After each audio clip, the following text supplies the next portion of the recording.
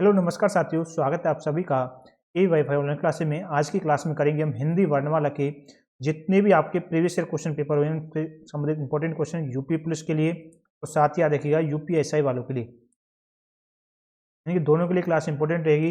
इनकी जो आपके प्रीवियस ईयर क्वेश्चन है आपके पूछे गए सारे क्वेश्चन आपके करने वाले हैं। पहला क्वेश्चन है, भाषा की मूल इकाई आपसे पूछी जाए क्या होती है। भाषा की यानी कि मूल इकाई याद देखिएगा क्या हो जाएगी। ऑप्शन नंबर आपका कौन सा बनेगा, करेक्ट आंसर बताएं। सही आंसर क्या होगा बताइएगा। इसका आंसर बन जाएगा ऑप्शन नंबर बी आपका से होगा ध्वनि। क्या होती है भाषा की मूल इकाई, क्या होती है ध्वनि। देखिए भाषा की सबसे छोटी इकाई आपकी होती है वर्ण या फिर ध्वनि के लीजिए। भाषा की सार्थक इकाई आपसे पूछा जाए तो वाच्य होगा। वाक्य में वाक्य से छोटी इकाई आपसे उपवाक्य होता है। उपवाक्य से छोटी इकाई आपकी होती है पदबंध। पदबंध से छोटी इकाई होती है आपका पद, यानी कि शब्द के लीजिए। पद से छोटी इकाई आपकी होती है अक्षर, याद रखना। और अक्षर से छोटी इकाई आपकी होती है ध्वनि, यानी कि ध्वनि या फिर वर्ण आपकी होती है सबसे छोटी इकाई। याद रखिएगा ये भाषा की मूल इकाई क्या है, ध्वनि या कह लीजिए वर्ण। आपको जो आपका इसका आंसर बनेगा ऑप्शन नंबर बी। ये क्वेश्चन आपके लिए इंपॉर्टेंट है, याद रखिए। साथ ही आपको एक्सप्लेनेशन भी साथ ही साथ आपको दिया जाएगा। अगला क्वेश्चन प्रश्न नंबर दूसरा, शब्द की सबसे छोटी इकाई क्या कहलाती है। क्या देखिए वर्ण कहेंगे। शब्द की सबसे छोटी इकाई वर्ण कही जाती है। क्या देखिए बिल्कुल। हिंदी में कुल कितने 52 वर्ण होते हैं, जिनमें आपके स्वरों की संख्या होती है 11 और व्यंजनों की 33। और जो आपके अयोगव्याह होते हैं वो आपके होते हैं 2। कौन से, याद रखिएगा। और आपके आगे चलें नेक्स्ट क्वेश्चन की ओर। प्रश्न नंबर तीसरा है हमारा, वर्णों के कितने भेद हैं आपसे पूछे जाते हैं। देखिए वर्णों के 2 भेद होते हैं। दो कौन कौन से, स्वर और व्यंजन। आप क्या देखिएगा बिल्कुल, स्वर होते हैं 11, व्यंजन 33। बिल्कुल। अगला क्वेश्चन बताइएगा। नेक्स्ट क्वेश्चन देखिए प्रश्न नंबर 4 हमारा, स का उच्चारण स्थान। स का उच्चारण स्थान किसमें होता है, कंठ, तालु, दंत या फिर मूर्धा। ये इंपॉर्टेंट है। देखिए स का उच्चारण स्थान है। देखिए स जो है आपका देखिए किसमें आएगा, तालु कंठ में आएगा। ये आपकी यूपी पुलिस के अंदर पूछा गया है। देखिए तालु, तालव्य से संबंधित जो वर्ण होते हैं कौन कौन से होता है, ई, बड़ाई, च। च वर्ग पूरा आएगा आपका, च छ छ वाला। ये और से ये आपके याद रखिए तालु, तालु से होते हैं। कंठ है, जैसे कंठे बोलते हैं, कंठ से ए, आ, अ, ए वर्ग आपको क वर्ग पूरा आएगा और है। दंत है, दंत से संबंधित तय वर्ग पूरा आएगा, ल और से आएंगे। मूर्धा के अंदर याद रखिएगा रैसी तय वर्ग पूरा आएगा और रे और से षटकोण आपका ही आएगा। ये सभी क्या है आपके याद रखने उच्चारण स्थान आपको याद रखना। इसका ऑप्शन नंबर बी आपका क्वेश्चन का क्या बन जाएगा, राइट आंसर बन जाएगा। सभी को याद रखना है। चलिए नेक्स्ट क्वेश्चन है, कौन से शब्द में रे व्यंजन नहीं है, उसे आपको छांटना है। कौन सा हो जाएगा, मातृभूमि जो है शब्द, इसमें आपका रे व्यंजन नहीं होगा। देखिए मातृभूमि, देखिए इसे देखिए मैं आपका इसे आपको इसे तोड़ोगे तो आपको इस प्रकार से तोड़ोगे। इसमें कहीं पर भी रे का प्रयोग नहीं किया है। मात्र शब्द है। इसमें देखिए मैं से अलग, यानी माँ से मैं अलग होगा और आप इसमें याद देखिए स्वर लग रहा है, तय अलग से। त्रय में देखिए तय और रे से बनाते त्रय, यानी कि इसमें रे शब्द का प्रयोग किया गया। यहाँ पर देखिए क्रम में देखें रे शब्द का प्रयोग, मूर्धा में देखें तो रे शब्द का यहाँ पर, लेकिन आपके मातृभूमि में कहीं पर भी आपका रे शब्द का, यानी कि रे व्यंजन का कहीं पर भी प्रयोग नहीं किया गया। आगे बढ़ते हैं अगले क्वेश्चन, प्रश्न नंबर 6। प्रश्न, कौन सा व्यंजन नासिक के द्वारा उच्चारित होता है। नासिक के द्वारा, यानी कि कौन सा, नय। नय वाला जो है आपका देखिए ये व्यंजन जो है नासिक के द्वारा उच्चारित होता है। देखिए 5 वर्ण है, वर्णमाला में 5 वर्ण है जिनका उच्चारण देखिए मुख से कह लीजिए या आप नासिक से होता है। नय, नय, नय, नय में आपके और आपके अनुसार ये सभी क्या होते हैं, मुख और नासिक से। याद रखिएगा ऑप्शन नंबर ए आपका बन जाएगा। प्रश्न नंबर 7 है हमारा, स्वर रहित व्यंजन जब स्वर सहित व्यंजन से मिलता है तब क्या कहलाता है। उसे हम क्या कहते हैं, संयुक्ताक्षर। क्या कहेंगे, संयुक्ताक्षर कहा जाता है। याद रखिएगा।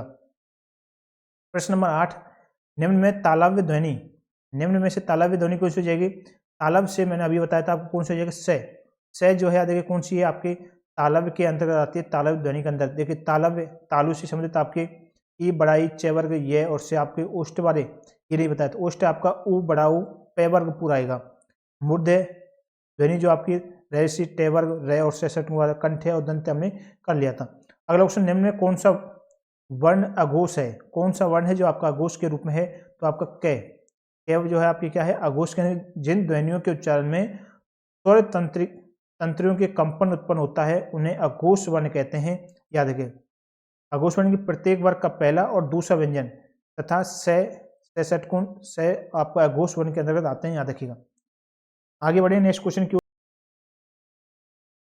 अगला क्वेश्चन, वर्णों के समुदाय को क्या कहा जाता है। याद रखिए वर्णमाला। क्या कहेंगे, वर्णों के समुदाय को वर्णमाला कहा जाता है। अगला क्वेश्चन प्रश्न नंबर 11वां, ए के उच्चारण में खालिस्तान और खालिस्तान की सहायता ली जाती है।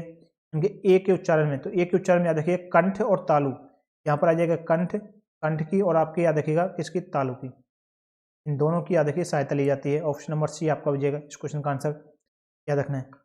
अगला क्वेश्चन, जिन वर्णों का उच्चारण स्वतंत्र होता है उन्हें हम क्या कहते हैं, उन्हें कहते हैं स्वर। स्वतंत्र रूप से बिल्कुल याद रखिए, स्वरों की सहायता से बोले जाने वाले को व्यंजन कहते हैं। अगला क्वेश्चन प्रश्न नंबर 13वां, ढ वर्ग का उच्चारण स्थान होता है, कौन सा हो जाएगा, टे वर्ग में। ढ वर्ग का उच्चारण स्थान कौन सा, टे वर्ग में, कौन सा हो जाएगा, टे वर्ग के अंदर भी चौथा। ऑप्शन में भी आपका होगा टे वर्ग के अंदर भी कौन सा चौथा स्थान, और कौन सा है, मूर्धन्य। कौन से बोलेंगे, मूर्धन्य, याद रखिएगा। अगला क्वेश्चन प्रश्न नंबर 14वां, हिंदी वर्णमाला में स्वरों की संख्या कितनी होती है, 11। सभी को पता है भाई कौन कौन से हैं स्वर, ए आब, ई बड़ी, ऊ बड़ाऊ, रे सी, ए आई ओ औ, याद रखेंगे। 15वां क्वेश्चन है, वर्णमाला का कौन सा अक्षर पुल्लिंग नहीं है, कौन सा अक्षर है जो आपके पुल्लिंग नहीं है, तो याद रखिए ई और बड़ा ई, ये सभी याद रखिए अक्षर जो है पुल्लिंग नहीं होते हैं। अन्य सभी अक्षरों को क्या पुल्लिंग बना सकते हैं, यानी कि जैसे सूची, मौनी, मांडवी आदि, याद रखना है। अगला क्वेश्चन प्रश्न नंबर 16वां, च वर्ग ध्वनि किस वर्ग में आती हैं, तो ये आपके च वर्ग वाले देखिए तालव्य में आती हैं, कौन सा हो जाएगा, तालव्य, सी ऑप्शन। प्रश्न नंबर 17वां, द, ए, के, से, ए बराबर में बताइएगा, क्या होगा आंसर इसका, दीजिए आंसर फटाफट से सभी, इसका आंसर दीजिएगा। तो इसका आंसर क्या बन जाएगा, ऑप्शन नंबर दक्ष, याद रखिएगा। ये ऑप्शन इस क्वेश्चन का आंसर बन जाएगा आपका, याद रखना, करेक्ट आंसर हो जाएगा option number A. Next question अगला बताइएगा, प्रश्न निम्नलिखित प्रश्न में 4 विकल्पों में से उस सही विकल्प का चयन करें जो आपके वर्ण स्वर की सहायता से बोले जाए, उन्हें क्या कहा जाता है, तो उन्हें क्या कहते हैं, व्यंजन कहा जाता है, बिल्कुल सही है।